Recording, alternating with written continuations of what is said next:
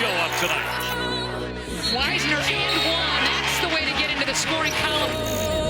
There's a little more at stake here. You're going for history. You're trying to win 4 in a row. Everyone's saying that we have nothing to lose. I think we have everything to gain. They're playing with a certain passion. You feel it. We're going to have to play the game of our life. No, I'm here for a reason. I still want 4 in a row. And welcome to the NCAA Women's Championship presented by Capital One. There is some history to be made in Indianapolis at the Final Four for the heavily favored UConn Huskies seeking another slice of history. Or might, just might, there be some magic for the Party Crashers with a major upset on their minds. Our first national semifinal, undefeated UConn winners of 73 in a row against the Pac-12 champs from Oregon State. And then it's the matching Cinderella stories in our second semifinal with Syracuse and Washington. And we welcome you to Indianapolis. I'm Beth Bowens along with Doris Burke. Holly Rowe also on hand with us as we get set for semifinal Sunday. And even for the most successful program in the history of the sport, Doris, this has been a magical ride, and it's nearing its destination now, 2 wins away from an unprecedented 4th consecutive title. This is a Connecticut program, Beth, that seems to wear so gracefully the pressure inherent to chasing titles. But as accomplished as this group is, both the coaches and the players, what they are chasing faces a pressure they are unaccustomed to. So this is why Gino pokes and prods and pushes and demands in the moments we never see. So they are prepared to meet this moment. Will they meet it? We get the special chance to watch it happen. Yeah, all they've done is lose 5 games in the 4 years that they've been in stores, looking to add a couple more for that title, and it's the threesome that have been together for each of those championships that are ready to go again. 3 of the best players in the country. The point guard, Mariah Jefferson, sets the tone with her defensive pressure and her ability to get them to UConn's tempo. Breanna Stewart is the best player in the country, the first 3-time first-team AP All-American, and Morgan Tuck is the smart, skilled 4 player who probably is overlooked in how she makes things work on both ends. And those seniors are getting it oh so close, Holly Rowe, to doing what has never been done before. Well, the word that they use to describe where they're standing is a precipice. The dictionary says that a precipice is a place of great peril. But for them, they say the outside pressure that they feel mounting is nothing compared to the expectations that they have placed on themselves. Breanna Stewart said, you know, we talked amongst each other, and we'd be lying if we didn't say we get nervous. And this is hard, that the butterflies are going when they take the court. But they are relying on their preparation that has got them here to this point. And as Gino Auriemma told us today at practice, I really don't believe that Oregon State can beat us, but we can lose this game. It is a situation of great peril tonight. Thank you very much, Holly. Well, they've got the most decorated player in the sport, and they've got the Hall of Fame head coach with work to do tonight against the Beavers.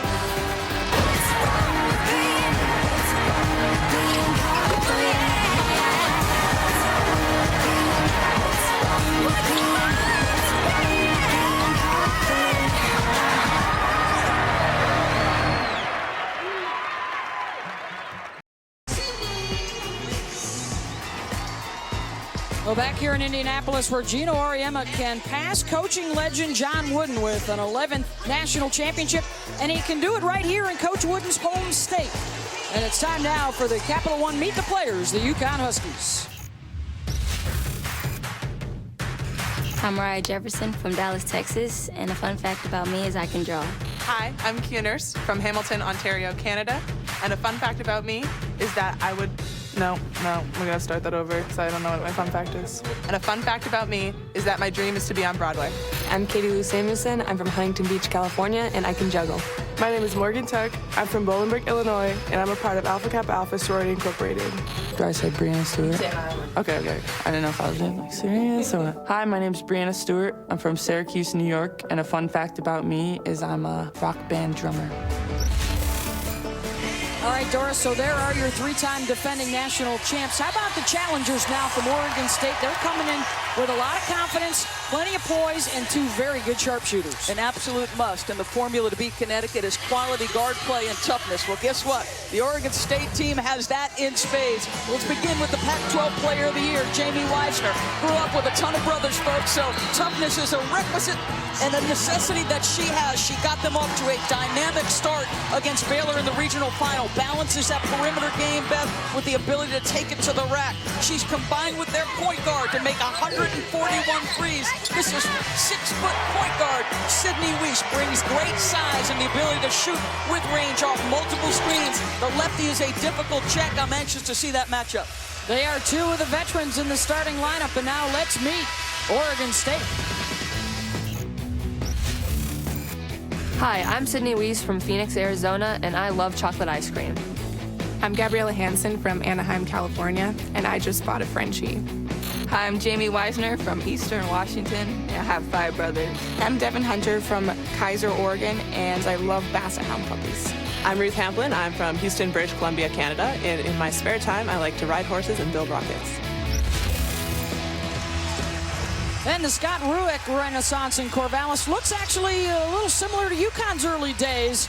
Team first, together, and play unselfish. And that's what they are bringing to their first Final Four. And a matchup with Connecticut, the overall #1 seed in their home whites. And we are underway from Bankers Life Fieldhouse. It's a lineup that features 3 first-team All-Americans. And here's one of them, Morgan Tuck, stepping outside the arc and misses on the first shot attempt of the night. Oregon opens man-to-man. It is their primary defense. They might sprinkle in some zone, perhaps triangle and 2, but we expect a lot of man. Can they guard all 5 spots? Because that's what will be required of them, Beth. Weisner off the mark, rebounded by Stewart. The average height for the starters, Oregon actually brings some good size, and UConn still able to score down low. You mentioned the similarities between Oregon State under Scott Rueck, and they are the #1 field goal percentage defensive team in the country. They will get after you. Nice drive by Samuelson against pressure. Baseline drive. The kick out. Sydney Weiss no good. Hamblin tried to corral the loose ball, and a couple of Huskies getting in each other's way in the turnover back to OSU. Huskies coming in at 36-0 on this season. The remarkable thing about this group of seniors, they have played almost another entire season just in the NCAA tournament. This is the 23rd game without a loss for those 3 seniors as they get the turnover. Jefferson able to get it back. Tuck stepping outside. We see Ruth Hamlin staying down low in the paint. And the 3 ball is there for Kia Nurse. Well, the expectation, obviously, is when you've got 3 of the best players as you see your parents react. Nurse and Samuelson will get a lot of shots, right? Because if you're Oregon State, you're going to try to take away the 3 best players, Stewart, Tuck, and Jefferson. And that's an early foul on Stewart trying to check Hamlin one-on-one. Yeah, they don't foul very much. And first on Stewart, let's go to the offensive end the other side. Well, you get Samuelson, who luckily gets a bounce. The tip by the defender gives her a live dribble, and she takes great advantage of it. And listen, this is going to happen. UConn moves the ball incredibly well. It's a long closeout. Nurse gets an easy look. And Ruth Hamblin, the 6'6 senior from British Columbia, the Canadian Hammer, draws the early foul on Stewart. These, by the way, are the 2 top active shot blockers in the country going head-to-head. And let's remember, this is not a particularly deep Connecticut team, particularly in the post. They do have Collier and Williams, but you do not want to see any of your stars in trouble for Connecticut, because absorbing that would be a major challenge. Tuck gets a look and knocks that one down for 2. And again, Hamlin inviting her to take that shot. What's going to happen with Ruth Hamlin at 6'6"? She's going to be forced to move around the floor. Connecticut will lift her away from the rim, force her into constant movement, and that will be a challenge. Oh, and that's the 2. Second foul called on the hedge on Brianna Stewart. The 3-time most outstanding player at the Final Four in trouble early. She jumps out to try to hedge, but it's a silly mistake. She is heading away from the basket. She is so far from the rim, not making a play. Can't hurt you there. Why Stewie would make that kind of play, I don't know. Gino Auriemma, Doris, is going to keep her in the game, and of note, not a single player has fouled out this year for Connecticut, but Stewart does switch off of Hamblin. And you know, you heard Kara say this. If you're Oregon State, you hope that you make some shots early because everybody can take a collective sigh of relief if that happens. All right, so now how does Scott Rueck counter? Because Tuck has knocked down a couple outside. Well, she has a couple things of note here. Obviously, they switched Stewart off Hamblin. We've seen Morgan Tuck deal with the likes of Elena Coach, similarly sized and framed to Ruth Hamblin, but that will be a challenge, and now you've got Stewie checking Hunter. Hansen will back it out, defended by Samuelson, who's got the size advantage on the perimeter. And to your point, Beth, on the defensive end for Oregon State, do they switch out somebody else on Tuck? Runner is good, Gabriella Hansen. And one of the things Scott Rueck talked to us about is, listen, they are very aware that Hansen is going to have a lot of shot opportunities. And how about the smarts right there of Tuck? This time Hamblin comes out and the blow-by. What did I say about having a quality four-man who makes so much of what they do on both ends work? So she lifts Ruth Hamblin. Hamlin's got to close because of the two made threes, and she puts it right on the deck. Beautifully done. Interesting to revisit now the Stewart fouls. When Gino Auriemma talked to us this morning, he said, as a coaching staff, we have never felt this kind of pressure before coming to the Final Four, having to win it for the seniors. Perhaps the players and Stewart feeling a little bit of that as well. Yeah, and now Connecticut's going to make a switch here defensively, go into his zone, perhaps provide a little protection for Stewie. Weisner, the Pac-12 Player of the Year and the most outstanding player at the regional. After dropping 38 points on DePaul, the shot clock is winding down. They've got to rush one. Stewart is fouled, and that may be number 2 on Gabriella Hansen. We've talked about the depth or lack thereof for UConn. Similar story for OSU. Exactly right, Beth. And Hansen will depart, replaced by one of their other seniors, Samantha Signer, 6'3", so they'll get a little bit bigger. But they'll lose some quickness.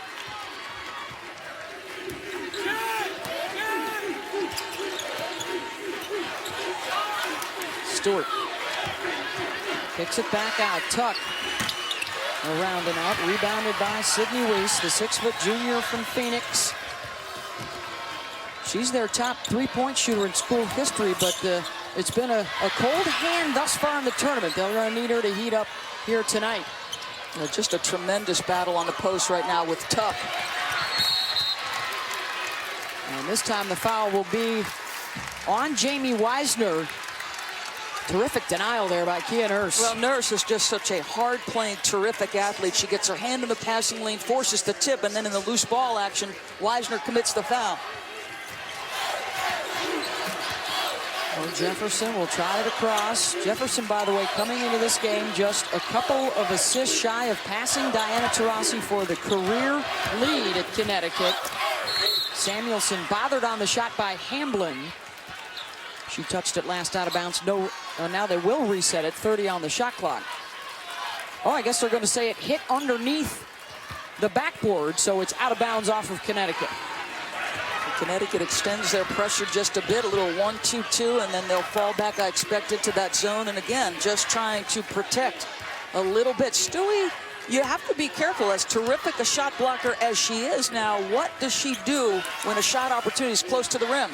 There's one right there. Is able to snare the rebound off the miss. And now Stewart across midcourt. Jefferson, the drive, the dish. Tuck. She's eating them up, folks. And Gino Auriemma likes to say that Morgan Tuck is our Draymond Green. And what does he mean by that? Well, she's smart. She's multi-skilled, and now Scott's got to use a timeout. And this is a smart timeout because Morgan Tuck is doing work. This is the voice, the leader, the steadying influence. And with Stewart with 2 fouls, Morgan Tuck says, you know what, Beth Mowins, it's time for me to go to work. She's got 10 points. In, out, doesn't matter. Morgan Tuck delivering under pressure. How about the catch and the delivery at the rim? Beautiful.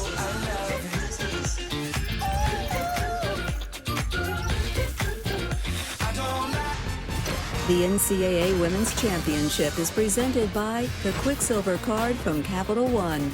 Earn unlimited 1.5% cash back every purchase, every day. And in part by Progressive, comparing rates to help you save. Now that's Progressive. Well, after the Magic Pacers game here on Thursday, the court at Bankers Life Fieldhouse was reset for our women's NCAA championship. And then LeBron James is on deck, the next NBA player to come to town. Mariah Jefferson, congratulations with that last dish, passing Diana Taurasi. She is now #1 all-time in career assists at Connecticut. Holly Rowe reached out to Diana Taurasi, who had something interesting to say about moving into second place. We'll hear from her shortly, I'm sure. She always has intriguing things to say. That's the third turnover for the Beavers. Nurse off the bounce. Samuelson wide open for three. That's the one you definitely can't leave alone. Right, this is the challenge guarding Connecticut, because there are 5 players on the floor at any given moment who can score, and it's a team that specializes in sharing the basketball and finding the open spot. Beth, they are 7 for 10 shooting the ball against the #1 field goal percentage defense team in the country. That's like the Villanova men last night in their national semifinal, over 70%.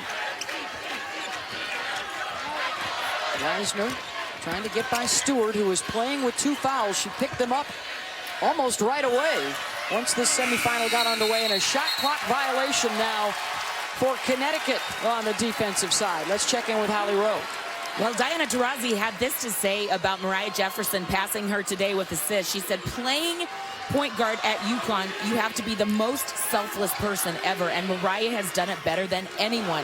High praise from one of the best to ever don a UConn jersey. Well, I love Mariah Jefferson, and she is the all-time leader in assists, but I would disagree and say that Diana was the best 1 and 2 combination in UConn history. I remember when she was in full bloom at Connecticut, there was always a debate. Was she a true point or was she a shooter?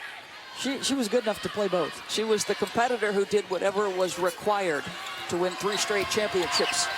And the foul was charged to Sydney Weiss, and there's Mariah Jefferson knocking it down. It's a 10-0 run for UConn. This is what you have to absorb and respond to, and this is a Connecticut team that prides itself, and in fact has won 10 championships, Beth, on the strength of incredibly tough defense. Every opponent, Doris, knows they're going to take a shot from Connecticut, and how do you respond and how quickly do you get back within reaching distance? That's a really nice move in the scoop at the rim. Just a terrific job by Signer, because you understand Stewie's got 2 fouls. She can't guard you that closely and commit the third. There's the drive, the kick out. Tuck looking for another 3. That's her 3rd of the first quarter. She just keeps spacing to the top of the key. They are not responding and closing. It's always a game of pick your poison and try and play the percentages. Stewart with the closeout, and then Weisner on the rebound stepped out of bounds. Well, again, we talked about the challenges Oregon State would face, and if you are not going to close on Ruth, you should see Ruth comes out a little bit too slowly. You do not close on Tuck, and I know that her percentage this year, Tuck, has not been as dynamic as it has been in the past. But this is a terrific shooter. She's fearless, Beth. These moments don't phase her, and if you don't start to respond to her, she's just going to keep burying you. Averaging 19.7 rebounds per game in this NCAA tournament. And a couple days ago, named to the All-America team, and she is feeling it right now. A heat check there won't go.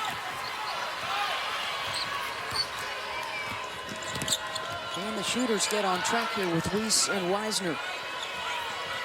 They have been so dynamic in the backcourt, getting the Beavers to their first Pac-12 tournament title that went along with their regular season co-championship this year with Arizona State. That's another turnover.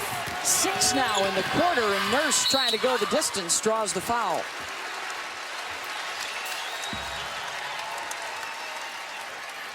That is number 2 now on Sydney Weiss. Well, Thursday at 5 Eastern, the Frozen Four will be getting underway in Tampa. It's Boston College and Quinnipiac facing off in the national semifinals on ESPN2. Visit NCAA.com. It's the home for all 90 NCAA championships.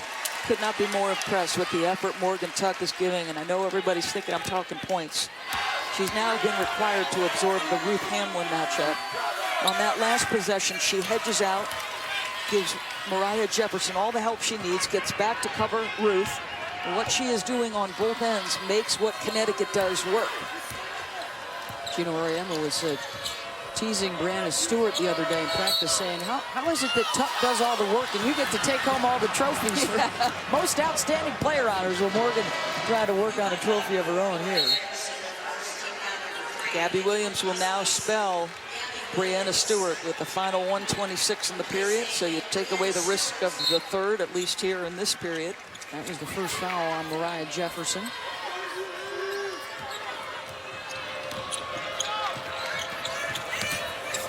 24-8 for the overall top seed against the 2-seed OSU. Weiss, the lefty three is good from the corner. Well, you saw that Mariah gambled on the steal, and that left her teammate to step in, which left the corner perimeter jump shot wide open. She talked about the poise that they played with and a sense of peace, she called it, against Baylor. They're going to have to call on that again against a Connecticut team that just is not missing here in the first quarter. And who delivered the pass? Connecticut's version of Draymond Green. The smarts, the toughness, the playmaking ability of Morgan Tuck gives Gabby Williams a good look at the rim. And how about the development of Williams? How confidently she's now carrying herself. That is now 71% shooting against the best field goal percentage D in the country. And the counter three from Oregon State and Katie McWilliams, the freshman off the bench from Salem, Oregon. They're attached, Beth. That's the important thing. 12 is not an a doable deficit. So you just got to, you know, the way Scott Ruick described it, keep chipping away, right? In the pregame interview with Holly Rowe, keep chipping. They can hold it for one here to end the quarter. Jefferson. What travel? Did she travel? Called for the walk. Was there a foot drag? Mo says no. That's the first turnover for UConn. Well, that's a jump stop. She had to, I guess she dragged the pivot because the official had a good look at it. Final seconds of the quarter. The double team here on Weiss. She'll get the shot up and draws a foul. Before the buzzer went off, they will go to make sure and review it. Wow, that's consecutive calls by the same official. Joe Vasili, Felicia Grinner, and Brenda Pantoja, the officials here for our first semi. Well, we get a look at it. Katie Lou Samuelson. I don't see a foul there. Nope. And I'd like to see the other end because to me those are two big calls, right? UConn's in the paint.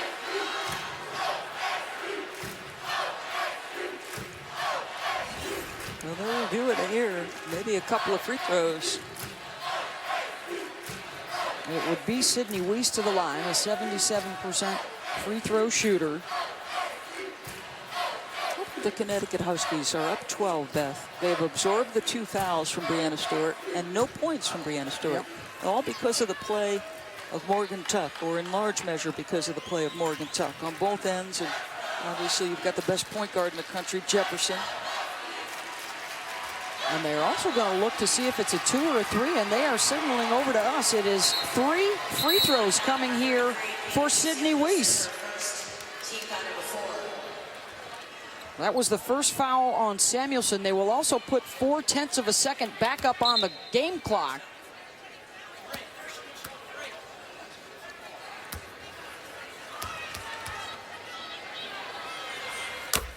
Weiss will knock down the first. The daughter of a coach, Jim Ratt, along with her brother.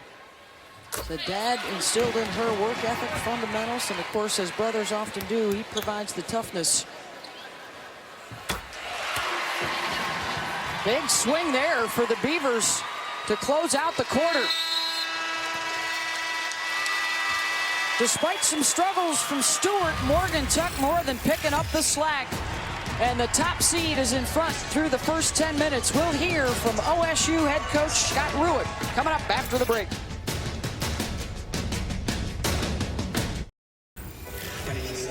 Well, Coach Ruick, you hold Brianna Stewart scoreless in that first quarter, but Morgan Tuck is hurting you. What can you do to contain her defensively? That's what makes them who they are. I mean, they can hurt you in so many different ways, and so we just got to continue to adapt to the hot hands, you know, and Bree, she's always going to be the hot hand, so we've got to adapt. I love the resiliency that we played with. It was nice to finally get in an offensive flow a little bit towards the end, and so we just got to keep chipping away. You try to get the ball inside to Ruth Hamlin at 6'6". She's guarded by a player 4 inches shorter. What's the challenge getting it into her right now? I didn't think our passing was very good. You know, we've got to make better post passes to her. That's certainly an advantage right now with Bree getting in foul trouble. And so something we need to take advantage of. Thanks, Coach. Thank you. Thank you very much, Holly. 10 points for the big three for Oregon State. UConn, if they keep shooting like that, they're going to be tough to bounce. 71% from the floor. They also got 9 points off of turnovers, but a possible 6-point swing there, Doris, at the end of the quarter. And I definitely did not think it was a travel, because I want you to watch the left foot of Mariah Jefferson. So she gets into the paint. The left foot is established. Very rarely do you see this call because her foot stays in contact with the ground. So you're right. It could be a pitch out to 3. I thought the foul call on Weiss was also tough, Beth. And so you're right. A 6-point swing had UConn made a 3. Let's see if Oregon State can take advantage as we get underway here in the second quarter of our first national semifinal, and an offensive foul will be called on Jamie Wisner. So now Wisner and Weiss each with 2 fouls apiece. Brianna Stewart with 2 fouls very early in the ball game for Connecticut. She's on the court still.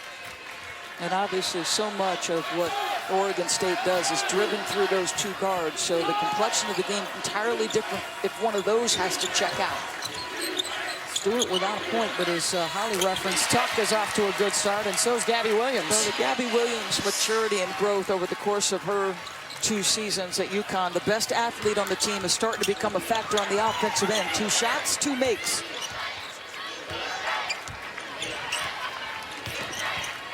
It's a UConn team trying to run the table again. They're at their 9th consecutive Final Four, and there's Williams jumping right in front. Well, what flexibility she gives them on the defensive end. She starts checking the point guard and then goes in and guards 6'6".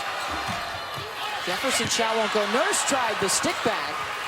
Well, let's see now. If you're Oregon State, play to the matchup. Get the ball to the player Brianna Stewart is guarding, or at least put her in pick and roll action. Why wouldn't you attack her, Beth? Weiss will attack the rim, driving down the right side for 2. Yeah, it looks like on that last possession she was checking Devin Hunter. Let's see if they go to her next trip. Weiss is so good, though, Beth, with either hand as a finisher.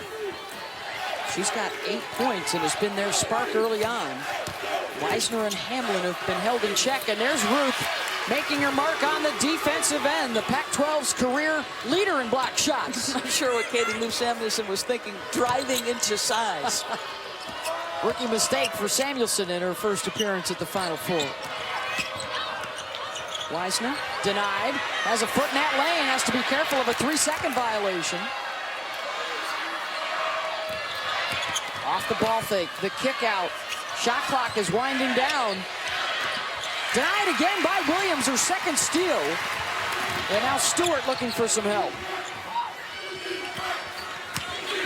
Williams again denied by Hamlin. So she's usually athletic enough to get around or over the defensive player inside, but not the hammer. Look how calm the parents of the hammer are. She's coming in averaging a double-double in the NCAA tournament, 11 points, 14 rebounds. She's already added a couple more blocks here tonight. And you get Stewie out again, you bring Collier in. So both their interior young players are on the floor in a critical moment for UConn. The delivery inside to Stewart, and she's fouled by Samantha Signer. That is her first. That is the second team foul of the quarter.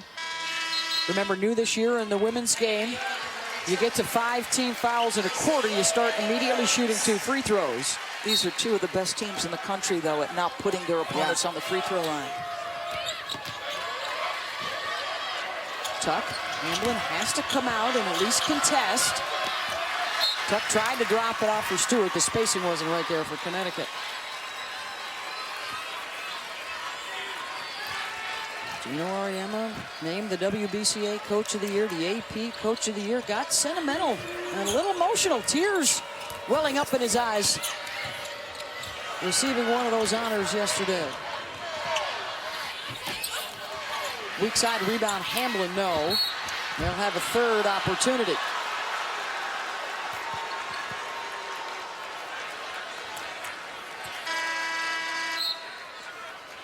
He's had a lot to deal with. this week off the court, and those constant questions, Doris, that pop up about whether their winning is good or not for the women's game. He had a great line today. He said, when did winning become a problem? I thought that was the whole point. It's frankly something I don't understand, and I'm tired of defending, to be perfectly honest, Beth. And I feel like, whoa, Stewie, a chancy block. With 2 fouls, she got a piece of the ball. The pull-up Nurse off the window. Stewart up by the rim for the tip, no, and a third chance is good. Once or twice a game, Breanna Stewart's going to make a play that she's the only player in the country that could do it. If only she had finished that bucket. A teammate cleans it up for her, though.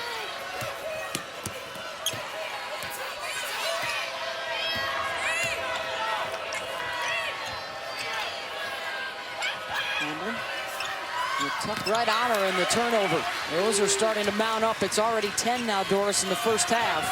Tuck for 3, looking for another short.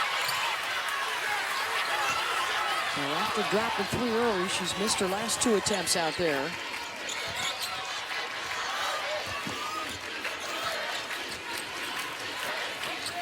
Wiseman has not had a lot of room to maneuver. Hamlin, though, doing the job on the boards. Yeah, you see, normally that'd be one of the shots that Stewie would go after, but because she's in foul trouble, I thought it was risky the prior possession where she made the terrific block. This is one of the best rebounding teams in the country. Oregon State only out-rebound 3 times all year. And the pull-up from Mo Jefferson. How about Stewart's ability to play? She had the first 2 fouls in the first 2:05, and here we are approaching 5.5 minutes. Weisner gets the 3 ball. She's got 5. She's averaging 20 per game in the tournament.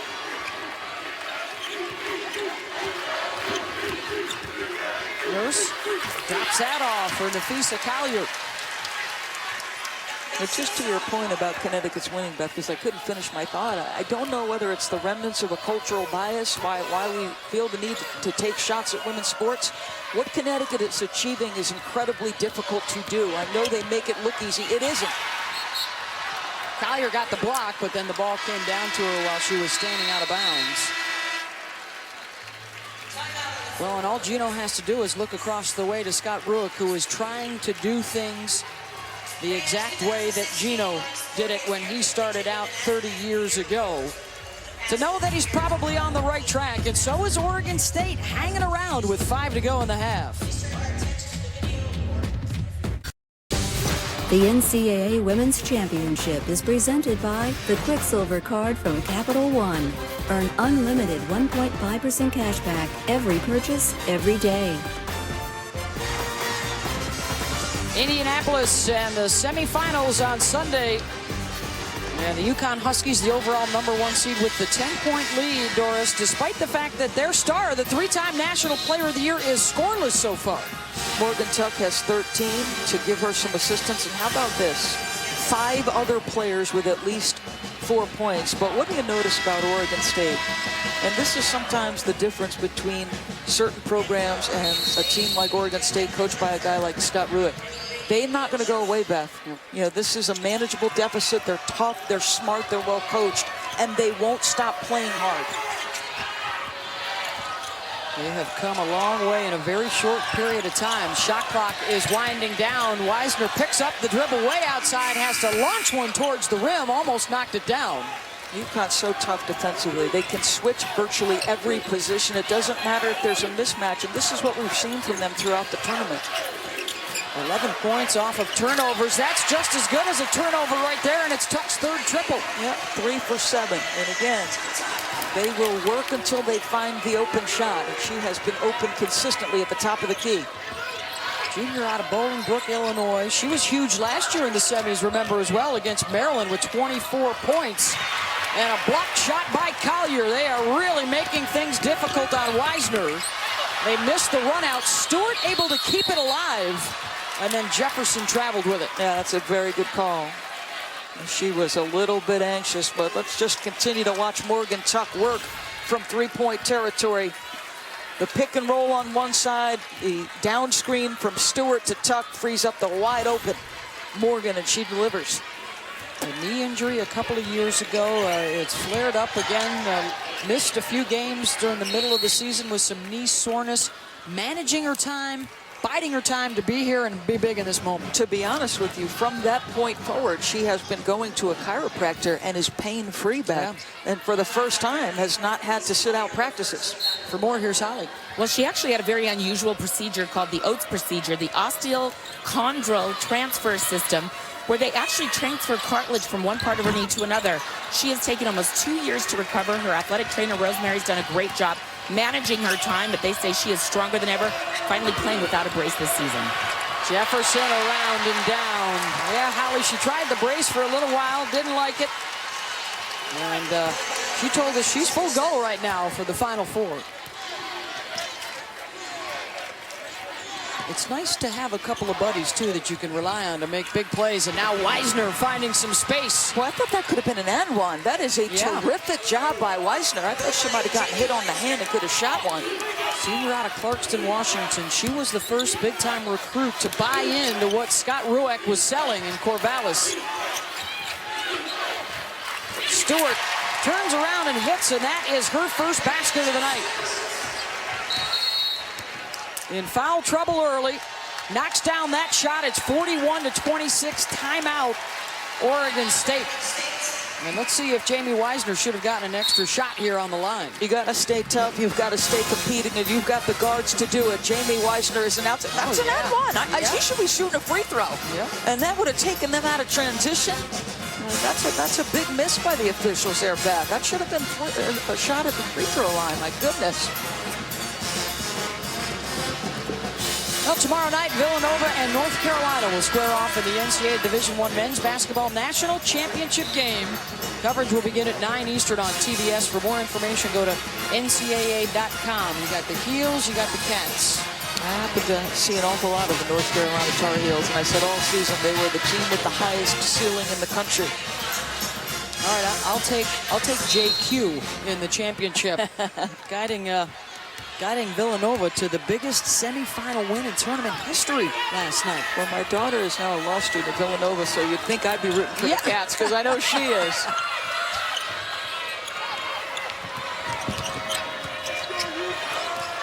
Shot clock, boy, they have been under duress of this an awful lot in this second quarter. Weiss. Tuck, able to track it down. Samuelson calling for it all the way down the floor, gets her feet set, misses on the three. A little surprised Gino Auriemma has Breanna Stewart in the game, right? You are in complete command of the game. You've got 2 minutes left. The equation changes in the second half if she's got a third here in the final couple minutes. Stewart, a collision in the lane, and this will be a foul on Ruth Hamlin. That will be her first. This is a possession, by the way, kept alive again by Gabby Williams, the sophomore from Sparks, Nevada, who's been making those little plays on both ends of the floor. She's been terrific, Beth. It's amazing to watch how differently she carries herself. Gives him great versatility on the defensive end, an outstanding athlete, relentless defender. Switch that foul, by the way, to Marie Gulich. Stewart. Williams. Open J. And that's the one area when I was at Connecticut early in October to watch them practice. He said, if I can get Gabby Williams making 12 to 15-foot shots, folks, look out. Because if she's scoring, I don't know how you beat them. Oregon State allows just 51 points per game this year, folks. UConn is already at 43, shooting better than 50%. And a turnover, and Jefferson turns on the Jets. And now Connecticut has its biggest lead of the night.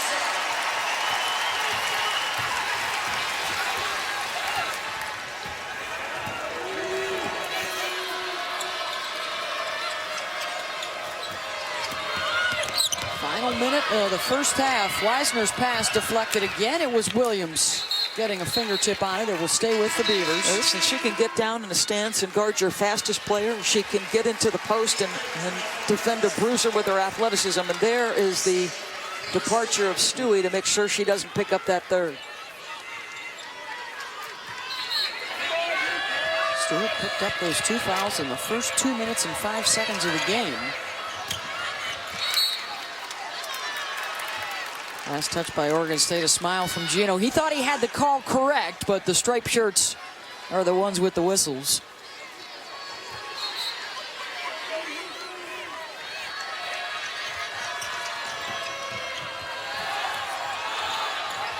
Under 10 again on the shot clock. Hamblin sets a big screen, and out of control on the drive was Weiss, and it's Collier stepping in. And Nafisa takes the charge, and that is the third personal foul on the star point guard for the Beavers. And Weiss will depart. This is just such a fundamentally sound defensive group. Player gets the corner turned, a shoulder by, and Collier recognizes Tuck in trouble and steps in beautifully.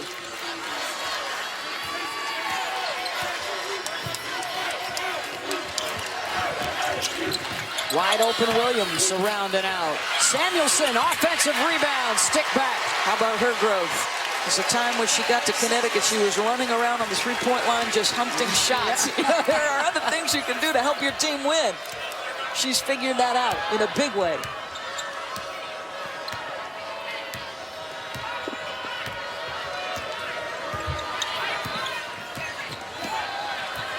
We're going to extend some pressure here with the game clock winding down to close out the second quarter, and it's a steal for Collier, taken away by Wisner, missed the layup at the buzzer.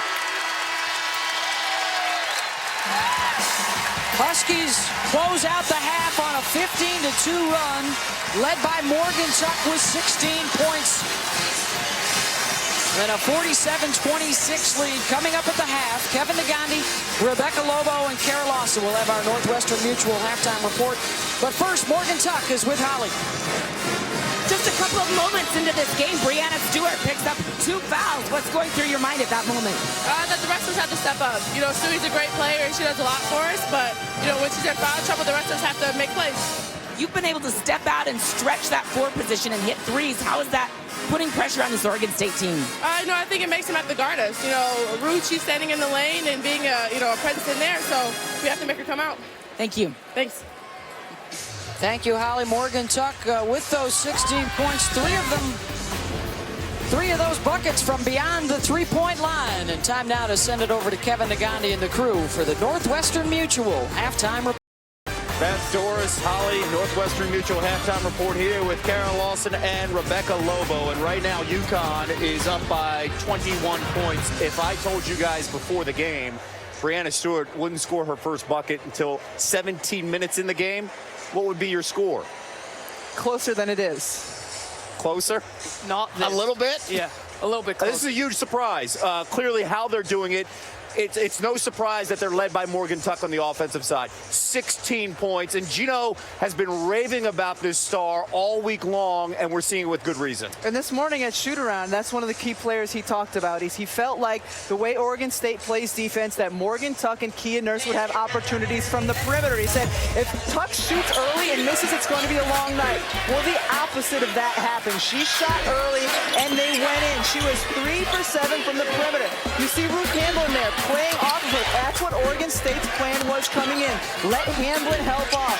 But took advantage. She scored inside. She put the ball down, was able to find her teammates as well. This is a player on the season only shooting 31% from the three-point line, 43% since the tournament started, so clearly elevated her play. Tuck led the team in scoring in the tournament a year ago. We know that they can score. They have options. But what we're seeing right now is a defensive clinic as well from UConn. The foundation of this team is on the defensive end. They have the stars. They have all the players that can make the splashy offensive plays. But what separates this team is how strong they are on the defensive end of the floor, how versatile their players are, and how committed they are. Relentless by nature. We're highlighting Mariah Jefferson here. She's going to defend the back screen. It's a switch. Yeah, it's Ruth Hamblin trying to get the lob, and there's Mariah Jefferson, the smallest player on the floor, getting the tip and helping it lead to a three-point shot on the other end of the floor by Katie Lou Samuelson. The commitment, the relentless nature of this group. Offensive rebound. Ruth Hamblin thinks she got an easy layup. Stewie comes from nowhere. Pressure denial by Kia Nurse. Not giving anything easy to Jamie Wisner. And then Nafisa Collier, the freshman, getting in on the act, giving up the drive. but her athleticism allowing her to block shots. Nothing easy. No easy catches, no easy shots. It's been an uphill battle for the Oregon State offense. And with Stewart in foul trouble, Gabby Williams has been fantastic on the floor in her minutes. What can Oregon State do in the second half? I don't know that there's a lot they can do because the deficit is so large, and it's just hard to foresee the UConn defense giving up 40 points, giving up 45 points in a half for them to be able to come back from this. They've dug themselves quite a hole, Oregon State has, and part of it is because of their turnovers. They've had a lot of turnovers in the first half, so they have to focus on the little things, taking care of the basketball, getting more defensive pressure out on Morgan Tuck, and this is all being said with Stewie having such a limited first half, so continue to attack her, though. If you can pick up a third or fourth foul on her, that might change things a little bit. Yeah, and Beth and Doris brought that up. Were you surprised they weren't attacking her more when she came on the floor with 2 fouls? Well, she's smart. She knows how to not put herself in those situations. And you think of Stewart, how she moves, how athletic she is. She didn't go for a couple of things that maybe we would have seen her gone being a little bit more aggressive as a defender because she had those 2 fouls. How about the trust that Gino Auriemma has in her, leaving her on the floor with 2 fouls, but he can have that trust because not only is she a senior, she's never fouled out in a single game of her college career. Or the fear with her not being on the floor. Yeah. I don't know if it was trust or fear, but it was one of the two. It was one of the two. All right, right now, UConn in the driver's seat, just 2 quarters away from reaching their 11th national championship game. Right now, a 21-point lead. The Northwestern Mutual halftime report continues after this. This halftime report is presented by Northwestern Mutual. We help you live life differently. You're watching the Northwestern Mutual halftime report. And the All-American, the best point guard in the nation, Mariah Jefferson with the steal and going the other way. Instant offense, 2 of her 8 points right now. Is UConn up by 21 over Oregon State. Back here, Kevin Nagani, Kara Lawson, and Rebecca Lobo. If you guys had the chance to talk to the 18-year-old Kara, the 18-year-old Rebecca, what would you say? What kind of advice would you give? Probably learn to take coaching, take the criticism that Pat Summitt was trying to give me, and try and work hard and listen to what she's saying, because even though at the time I thought she was too hard or she was wrong, she wasn't too hard on me and she was right. Mine would be short. You will stop hating Coach Auriemma in 2 years. 2 years? You had 2 full years. Oh, yeah. I have to wait that long? Yeah, 2 years. I'm kind of curious now what the reaction is on this next segment, because Brianna Stewart, Morgan Tuck, and Mariah Jefferson, the 3 seniors who are 22-0 in the tournament in their career, they wrote a letter to themselves as freshmen. Check this out.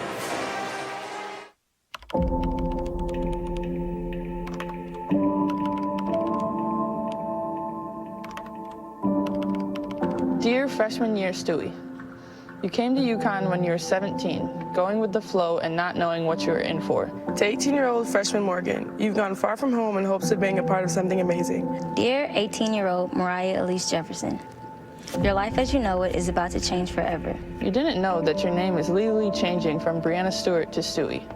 You were in the spotlight in high school, but coming to UConn brought things to a whole new level. The advice I have for you is to be calm, confident, and trust yourself. It's going to be one of the hardest things you'll ever do in life, but it will definitely be worth it. You're going to work at a level you never thought was possible. You'll be pushed further than you could ever imagine. Your stomach is in knots and the anxiety is killing you. There will be times when you will want to give up, but I'm here to tell you to keep pushing through. There will be times where you second-guess yourself and question if you belong at UConn.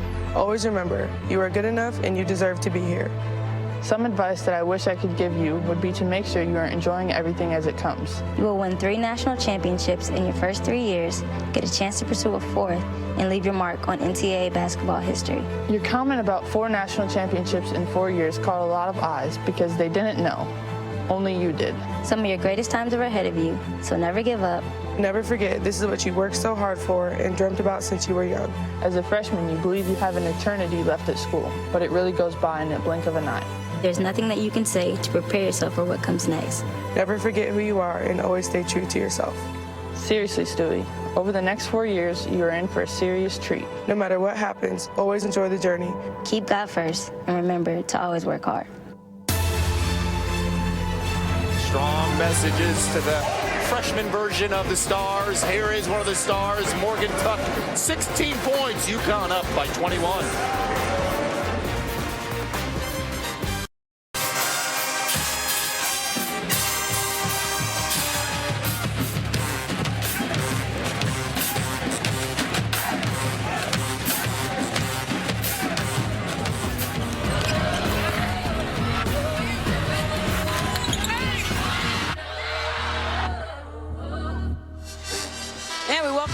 the national semifinal, 47-26. UConn with the lead. As we welcome you back to the NCAA Women's Championship presented by Capital One. A lot of work to do for the Oregon State Beavers to try and get back into this one. They were held scoreless for the last 3.5 minutes of that second quarter, Doris. It has been a defensive display for Connecticut. This Connecticut staff will challenge you to be a good individual defensive player, and then they're going to put you on a string so that the unit works together. Look at the double team, pick and roll action. Jefferson able to recover. Stewie challenging at the basketball. Watch the deny from Kia Nurse. Jamie Weisner is their leading scorer. Does she get a touch? Absolutely not. Stewart has to handle the dribble drive off a little spin move. Well, guess what? Her teammate is there in rotation. Jefferson the steal. Moments ago, Holly Rowe chatted with Sydney Weiss. Well, just before the half ended, you picked up your third foul. How can you maintain your aggressive level of play but not get into foul trouble here in the second half? I think still maintaining, attacking the rim, but obviously being smart enough and having enough awareness to jump stop before the defense can collapse and take those charges on me. UConn has presented a challenge getting that ball inside to Ruth Hamlin and taking advantage of points in the paint. What can you do better there? I think we just got to elevate our passes a little bit. I know our passes have been a low trajectory, so we got to make sure that we lob it up. She's 6'6", so there's no reason not to get it up there for her. Can you guys come back? Yes, we can. Thanks so much. Thank you. Thank you, Holly. The big three for Oregon State with 19 points in that first half. Just 10, though, in the paint for the Beavers through the first 20 minutes. And Ruth Hamlin, to Holly's point, and the question put to both Scott Ruick in the first quarter and Sydney Weiss there. Ruth Hamlin 1 for 4, Beth. So only 4 shot opportunities for her. Sorry, Doris, but now more problems because Jamie Weisner has just picked up her third personal foul. So both starters out on the perimeter with 3 each. And Gabby Williams gets the start in the second half.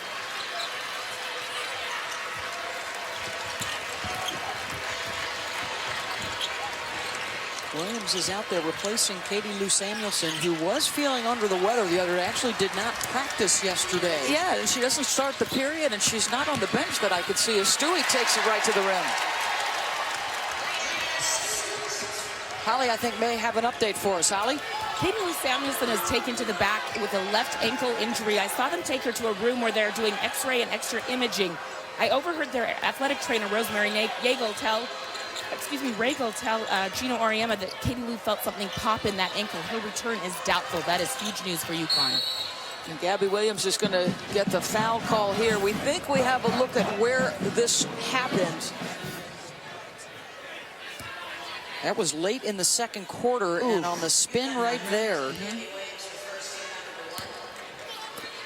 The 6'3" freshman from Huntington Beach, 2 games already in the tournament with 20 points, Doris. Yeah, and Gabby Williams, not quite the distance shooter, but what a job she did in that first half on the defensive end. Here she is checking Hansen.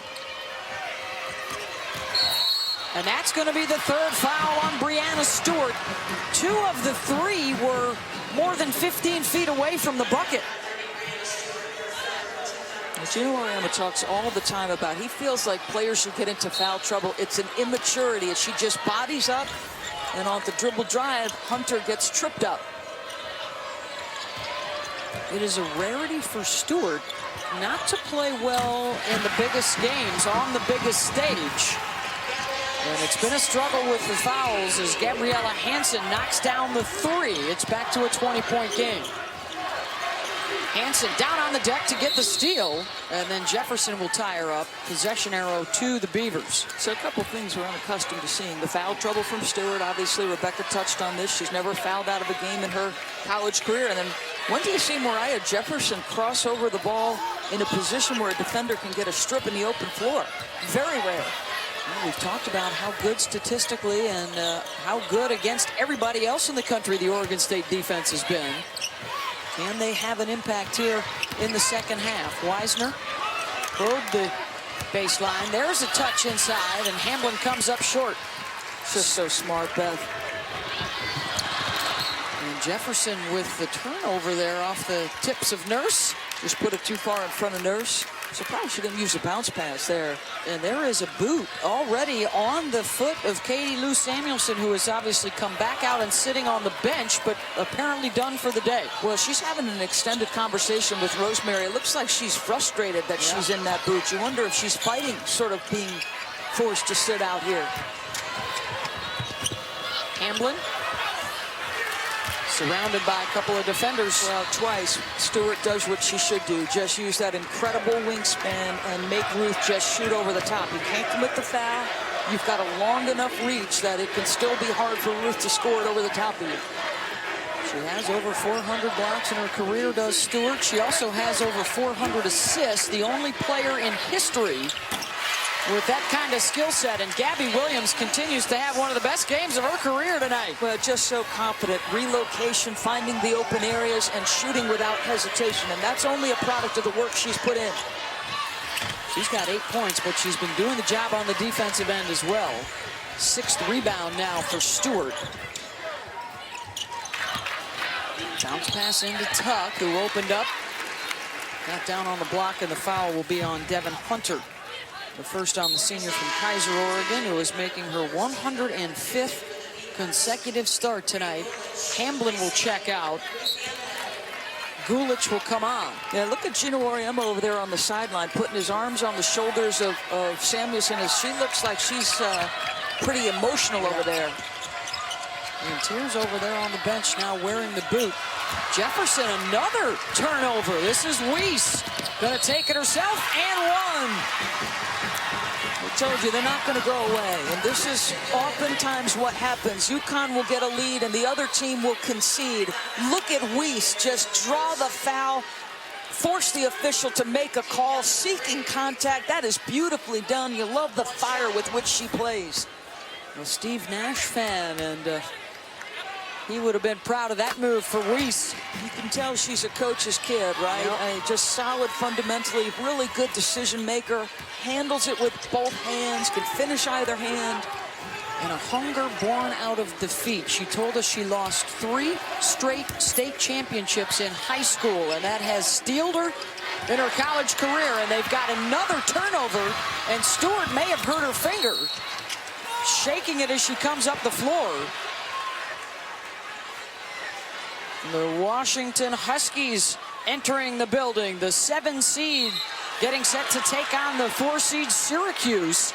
Chantel Osahor also arriving. That's coming up next at 8:30 Eastern on ESPN2. If the Huskies win that, they would be the lowest seed to ever advance to the national championship game. They're going to have to absorb all of the pressure that Quentin Hillsman and the Syracuse Orange will put on them. Multiple pressure packages. A high turnover margin team. It is the best in the country, and they will chuck a lot of threes, just like that one for Brianna Stewart. She's now got 7. 3-time AP Player of the Year, the first in history, the first time it's been a unanimous vote. And she got another honor, and then there she is defensively forcing the walk. It's widely anticipated, Doris, that she will be the graduating collegian that will join the United States at the Olympics in Rio. You know, she's just such a difficult matchup. 6'4". She walks by, Gino gets a shove. But her skill set will translate beautifully to the next level. She's so much more confident in her handle than when she first came in. Deadly from distance. So athletic around the rim. Tuck, another 3. That's her 4th of the ball game. She's got 19. It's a machine. What'd she tell us yesterday? She was frustrated with her long-range shooting. And then a couple of weeks ago, she and Stewart got into the gym, more time with a ball and a rim, and her numbers have gone up. They both, Brianna Stewart and Morgan Tuck, paid the price academically over the summers and the first semester to try to lighten their load. They've got some time to get in the gym and get extra shots.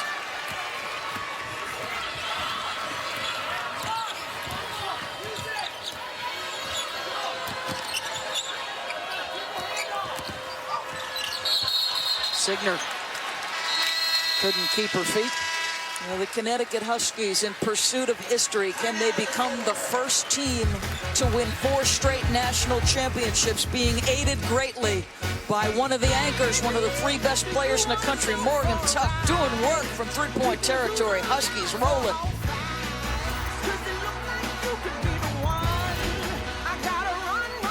Telecast is copyrighted by the NCAA for the private use of our audience. Any other use of this telecast or any picture, descriptions, or accounts of the game without the NCAA's consent is prohibited. Take a look at tonight's Capital One Cup Impact Performance, and it's Morgan Tuck. So no surprise here. She has floated to the perimeter. Look at the distance between she and Ruth Hamlet. So you get Ruth lifted, and you put it on the deck, and you finish beautifully at the rim despite Hansen's presence. And then watch the hesitation by Hamlin. I'm not sure why you're not extending out. She's proven on multiple occasions. In this instance, you get the switch, a little down screen, a little mistake defensively. And how about the catch? The hands necessary, the concentration necessary to make that catch, Beth. Career high 4 threes made already. Her career high in points is 26. She's a long way there already. She could flirt with that. The junior from Bolingbrook, Illinois, but she came in with the other seniors, and it's expected that she will probably enter the WNBA draft after the year. I think she should. I mean, you're on the precipice, as Holly likes to say, of an unprecedented 4.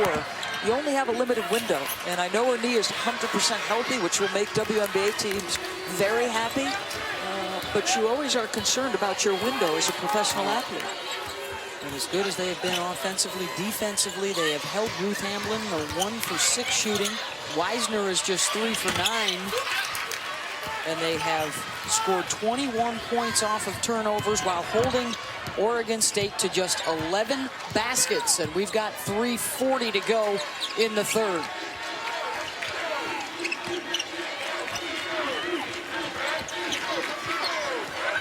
Stewart, constant movement, comes up short on the shot.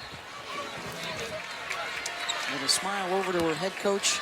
It's a rarity for Brianna. It's what the rest of us call one of those nights. We have them a little more often than she has had over the course of her career. And we're seeing, too, the balance and why it's so difficult. You are hoping and praying as an opponent that you get them when somebody's having an off night, and yet the others have picked up the load. Well, Tuck doesn't surprise me as Collier darn near gets another interception there. I think, for me, Gabby Williams, who in that first quarter and second quarter I thought was terrific on both ends, made open shots, really competed on the defensive end, and just to watch this young girl grow up and change in terms of how she comports herself between the lines, it's been a real transformation. She came in as a great athlete and is starting to get more and more skilled. You better look out, folks. Yeah, we talk about the seniors, but she's back, Nurse is back, Collier is back, Samuelson returns next year. They've got the top-rated point guard coming in next year out of the high school ranks. And that's Weisner's 4th. She was the foundation that got things going. Scott Rueck said when she arrived, she brought hope with her. And amazingly enough, 4 years later, the dream of getting to the Final Four, a reality. It's not been her night, but what a career it's been. Well, and how about Weisner and the willingness to be sold on hope and vision and work ethic and all the things requisite to build a program. Nicely done there by McWilliams. Freshman gets the triple.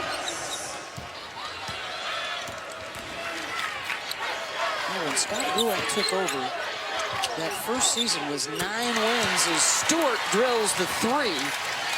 So you're walking in to Jamie Weisner's house, Scott Rueck, and trying to sell the future because the present wasn't very good. And Weisner says, I want to be a part of what you're doing and what's going to be happening there in the next few years. You know what he sold her on? And Weisner said this back.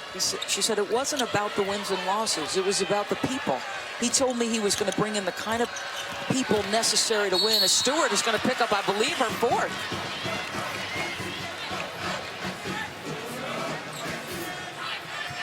Nope, it looks like they may have given it to Collier instead. Wow. That certainly looked like Stewart was there first. That's a good call. She was first, yeah, no question. That's the second on Collier. 2 shots for Sydney Weiss. And now just to continue and finish that story, Weissner said that was it. He pitched people to me, that he cared about me as a person as much as he did as a player. And I think to me, Beth, the best coaches in the country are those who take themselves and consider themselves teachers first and foremost. And that's what Scott does, and that's what Gino does. Now, I really like the future of his program. There is the past. And remember, Kevin was talking about this in the studio pregame. It was probably the least desirable coaching job in the Division I ranks in America when he took over.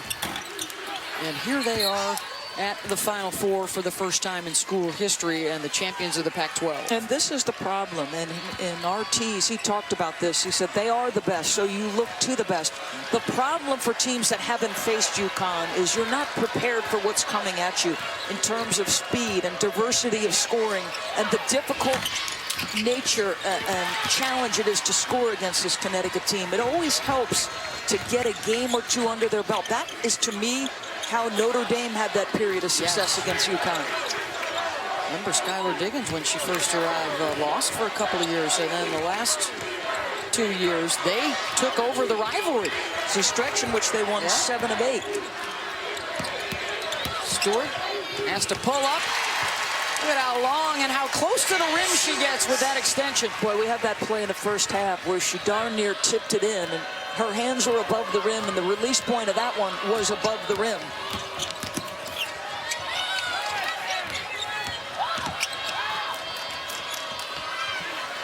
Hamlin around and down.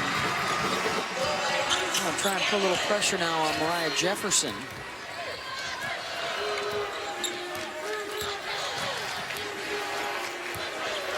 Mariah becoming the all-time assist leader at Connecticut, passing Diana Taurasi. In the first half, Nurse muscled that one up and over Ruth. Been a bit of an up-and-down season for Nurse, but she said, I want to get back to what I was doing well, and that's driving the basketball. How about the ability with that frame to take that contact and still finish? Looked like Uncle Donovan there, the football player, Donovan McNabb, with the body control with contact. Final seconds of this third quarter. Hamlin gets it to go to beat the buzzer. 1 quarter to go. 64-41 UConn. We will hear from the 10-time national champ Gino Auriemma, the head coach. Gonna hang out with Holly coming up after the break.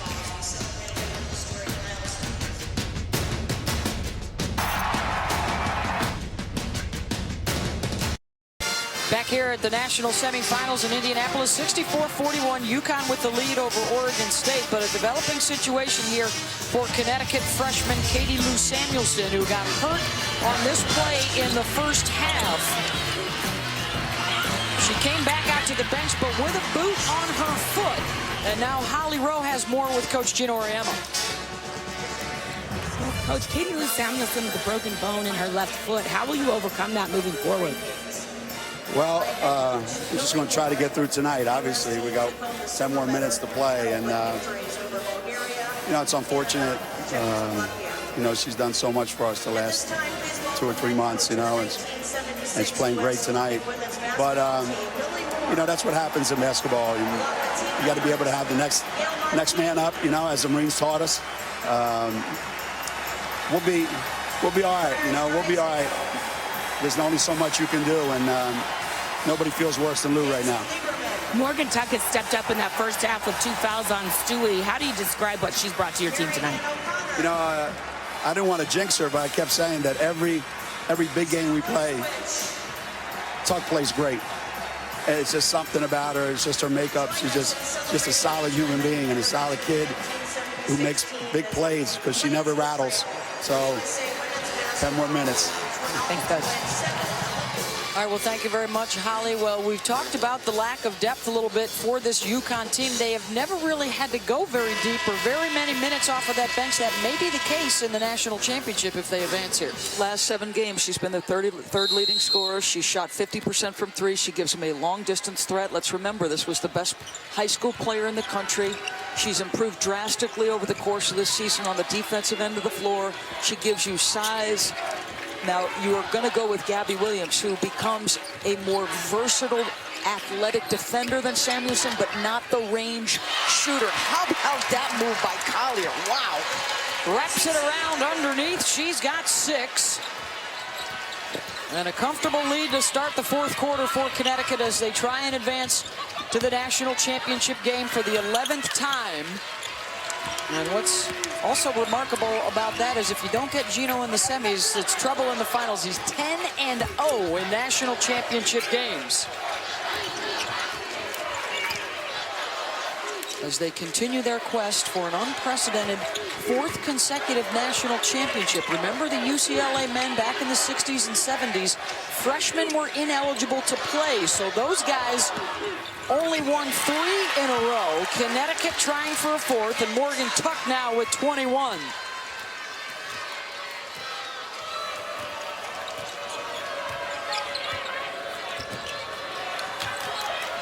Swinging it around the perimeter. McWilliams, she's been a bright spot from outside for them tonight. She sure has. 3 for 3 from distance for her. Just playing off her teammates, staying spaced in that corner. First trip to the Final Four for the Beavs, and they have run into a buzzsaw here tonight on both ends. Jefferson with the pull-up. A smart decision, right?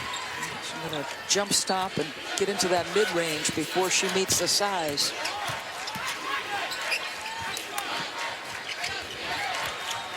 Weisner and Hamblin both out of the game right now. It's been a struggle for those two. Weiss has been able to get some stuff done for them offensively, and now Jamie Weisner will check back into the lineup. She's got those 4 fouls. How about this move from the freshman Collier? This is why they are excited about her future. Another big-time athlete whose skill is going to get better and better under the staff's tutelage. 2 times the Missouri Player of the Year, the freshman out of O'Fallon, Missouri.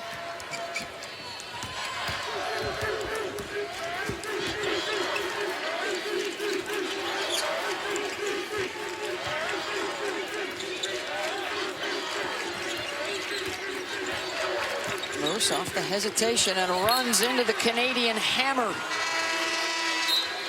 Boy, imagine the transformation for Ruth Hamblin. I mean, we've had people associated with the program talk about how much of a project she was, how hard she had to work to develop the skills she has. That's her 5th block of the game back. In her 132nd career game tonight. And another bucket off the bench. Natalie Butler, its biggest lead of the night here for UConn.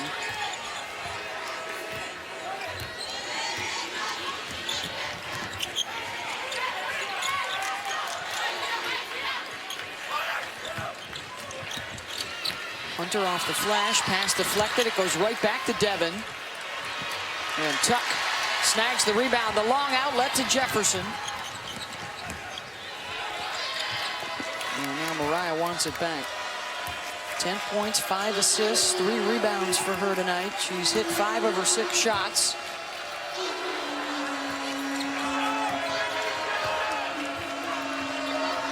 Stewart curling off the screen, in and out.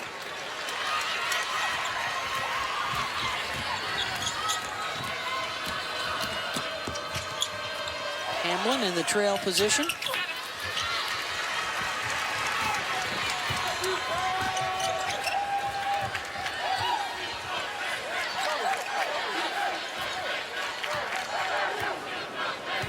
Gino looking for the right matchup here. So you got Weisner on Stewie.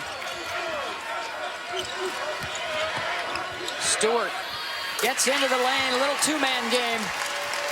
You just keep working until you get the switch you want, the matchup you want. Very hard to contest her shot, Beth, at the point of elevation. She's so much beyond anybody's reach. Much better in the second half for Brianna Stewart with 12 points. Had to let Hamblin go on that one, playing with 4 fouls. Ruth now with 10. The career leader in rebounds, the career leader in blocked shots at Oregon. She was the Pac-12 Defensive Player of the Year. Oh, by the way, she's also a mechanical engineer and a rocket scientist is Stewart. apparently unimpressed with my academic discussion, says let's get back to some hoops. I'm impressed by the academic discussion and the diverse interest of one Ruth Hamlin. How about that? 6'6". We have a picture of her riding a horse. Yes, in a prom dress. A jack of all trades. Butler able to box her out right there. Scott Ruick calls them high character kids. And part of the recruiting process involves a sense of maturity. Yeah. And asking the players when a recruit comes on a visit, would they make a good teammate? And if the answer is no, you're not coming. Well, and that to me is the similarity in what Scott Ruick is trying to establish. He's recruiting high character people first. And that to me is the way you want to build your program. You know, you ask your kids, is this somebody you can work with for 4 years, Beth? He's going to lose this terrific senior class of Wisner, Hunter, and Hamlin, but some pieces are coming back. Right now, it's been a struggle against Connecticut. Yeah, in the first half, it was Morgan Tuck. Brianna Stewart, the first three-time AP first-team All-American, has done some work. Pick and roll, two-man game, get the switch. She rises, she fires with that wingspan and that skill set. It is pretty to watch.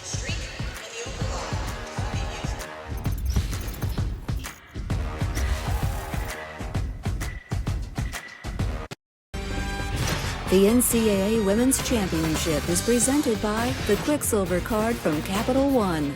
Earn unlimited 1.5% cash back every purchase, every day.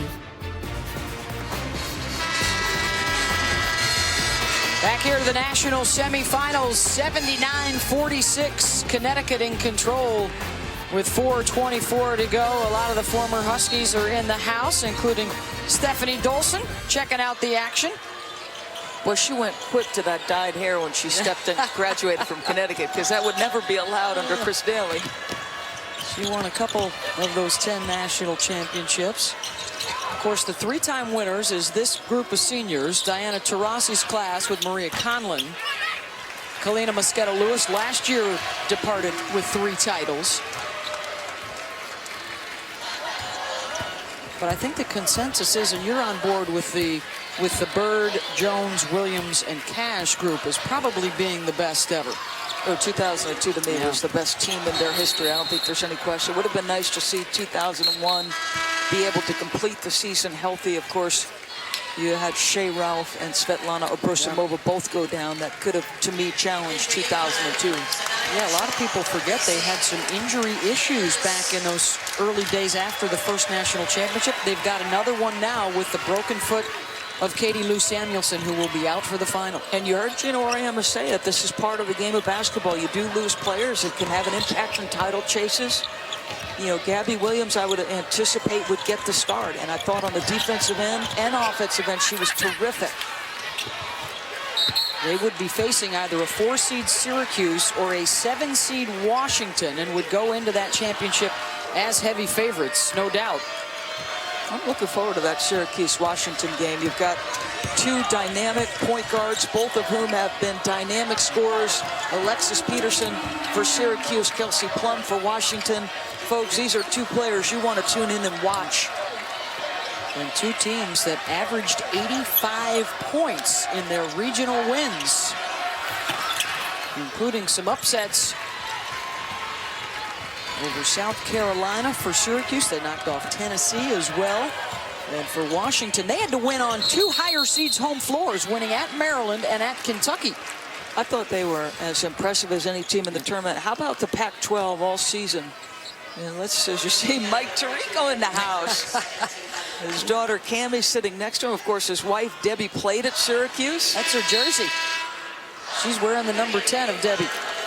Mike Tirico on hand for the men's national semifinal last night. Comes here tonight. Stewie checks out.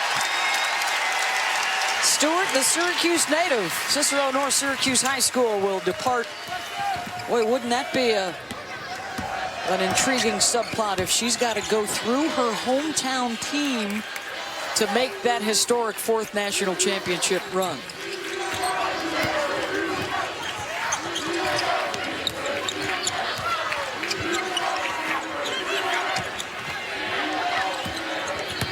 Dork Collier. Butler had to fade away. Hamblin bothered that one, and the foul will be called on Gabby Williams.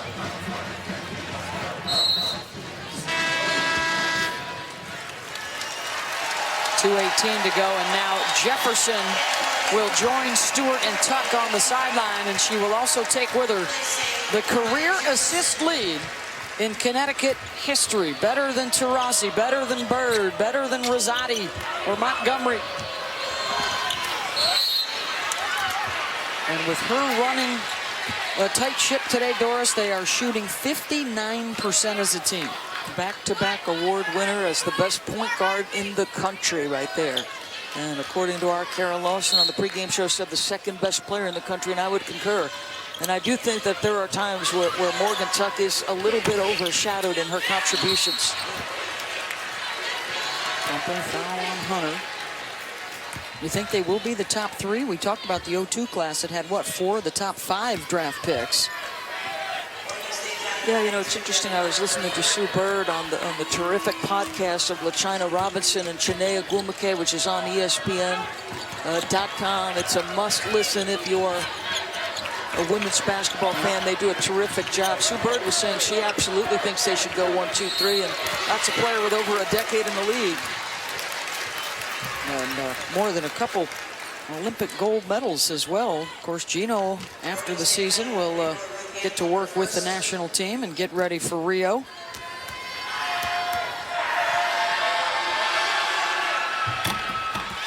Well, today at 7:30 Eastern on ESPN, join us for the NCAA Women's Championship special pregame show presented by Capital One, followed by the national championship game at 8:30.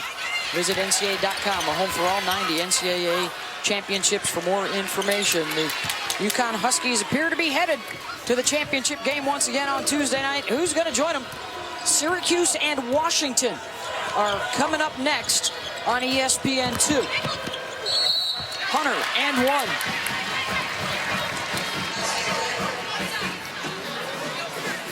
(32-4) on the season. The Pac-12 double, regular season champs, tournament champs. They've talking about building towards something special. Scott Rueck said they arrived actually a little earlier than planned. That could be a problem for the rest of the Pac-12. And look at this moment, a nice moment. Both Scott and Ruth, the growth for both of them. And this is not the last time you will hear from this program, Beth. They are building it the right way. Went 27-5 a season ago as Ruth checks out. 10-11-6. May not be the last time you hear from Hamlin and Weiser either. They could be playing against the United States for Team Canada in Rio this summer. Amazing what they have accomplished, and to get here with the Beavs. We will take the timeout with 1:18 to go, and UConn in front. Well, coming up next on ESPN2, our NCAA Women's Final Four continues with the second semifinal from Bankers Life Fieldhouse. It's the Cinderella side with the 7-seed Washington and a 4-seed Syracuse, led by their star backcourt shooters. Look at Plum, 26 a game, and Peterson at 25 a game for the Orange. Kelsey Plum lives at the free throw line. 293 attempts, a master with the ball in their hands as Weisner gets the pick here. That's coming up shortly after our game over on ESPN2. Jamie Weisner gets the lay-in in her final minute in an Oregon State uniform.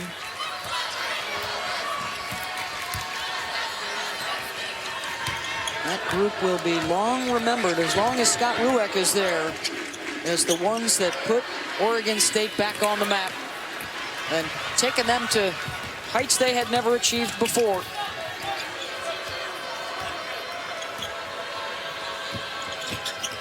And how important it is, Doris, for these first-timers. Now recruits know who you are when you walk in the gym to watch them. A great point, Beth. You've got to take this and use it in recruiting to have a quick impact. You signed Weisner. That was a seminal moment. This has to be a seminal moment in your program. Same goes for Syracuse and Washington coming up next.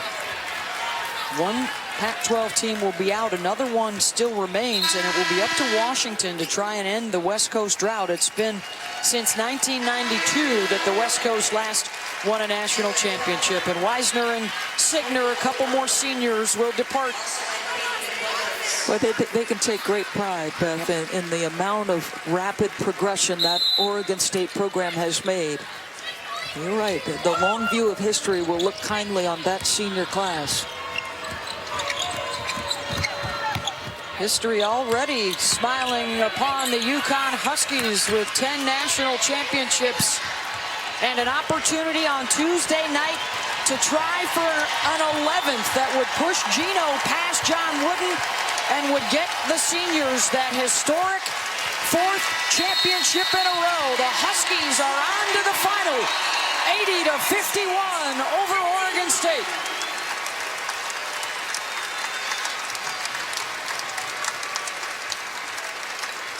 They have to do it as you see a nice moment between Scott Rueck and Brianna Stewart, who have a history in USA basketball. So UConn advances. They do it in the first half with Stewie in foul trouble and not contributing on the offensive end. Impressive. 21 points from Morgan Tuck. Stewart does end up with 16 points and 8 rebounds. Mariah Jefferson also in double digits. Just about everybody that got on the floor got involved for Connecticut. The storyline, though, heading into the final will also include the loss of Katie Lou Samuelson, their starting three-point specialist, out with a broken bone in her foot and out for the national championship game. Brianna Stewart now with Holly. Well, Brianna, you've never fouled out of a game, but how tentative did you have to be in this first half with those 2 early fouls? Oh, it's really tricky because you understand you got to be aggressive, but be smart, but still be aggressive, and it was tough. But I was kind of proud of myself. As you're watching Morgan Tuck pick up that slack in the first half, what were you thinking? It was unbelievable. She was knocking down a lot of open threes, and people need to respect her. She's a great shooter, and that's what she did tonight. You guys are probably going to be without Katie Lou Samuelson, a broken bone in her left foot. How will you talk to the other players and get them ready for this big moment? Well, I think this is what we practice for all year. We never know who's going to be in the game, who's not, and people got to step up. You're knocking on the door of history. What's it like to be one step closer? It's amazing. It's great to be playing in the final game of my career, and we're going to go out with a win. Thanks, Brianna. Thanks. Bold statement from Stewart, and why not? She is now, along with her senior mates, 23-0 in the NCAA tournament. And they will be in the final, but they will be without Katie Lou Samuelson. Now, this is the player who came out as the best high school senior a year ago. This is the play on which she hurt her foot. As we send it over to Holly Rose, standing by with Gino Auriemma. Well, Coach, you talked about next man up mentality. Now without Katie Lou Samuelson, who might get that start and be a contributor? I don't know. I think we're going to have to go to practice tomorrow and see what looks really good. I thought we got great contributions today from Gabby Williams, played great. Nafisa came in and gave us some great minutes. I think we'll just go and look at a couple different scenarios, and then depending on who we're playing, we'll try to put the best team out there that we can. This was a big, long, tall, athletic Oregon State team. How did you feel like your team held their composure and attacked tonight? Well, I thought defensively we were great, the entire game. They're not easy to guard. I mean, they are big and they are long, and we talked about going into the game that we can't match their length and we can't match their size, but they can't match our quickness. So we wanted to make the game defensively, especially our quickness against their size, and I think we did more than hold our own. Your seniors are now one step closer to doing what nobody's done before. How will you help them complete that final journey? I'm going to hide under the covers until probably Tuesday night, right before game time. So they're on their own for this one. I got them this far. The rest is up to them. I don't know what I can do to help them, except keep reminding them all the time. This is your spot. You've owned this spot for the last 3 years. Now, it's no guarantee that you're going to get it Tuesday night. But we're not going in there Tuesday night hoping we win. Because these three, they've done more than that. That doesn't mean we're going to win. But I don't have to help them with that mentality. I think their mentality is strong. Stewie just said we are going to win, so a guarantee from her. This is Mary and Joseph. Okay, thank you. Thank you, Holly and Gino Auriemma, as UConn Huskies are into the national championship game for the 11th time, and those seniors continue a quest for a 4th in a row. Plenty more still to come here in Indy as we get set for Washington and Syracuse. We'll be moving over to ESPN2 for the second semifinal. Opening night of Major League Baseball is coming up next here on ESPN. Let's send it to the Baseball Tonight crew in Kansas City as UConn rolls 80-51.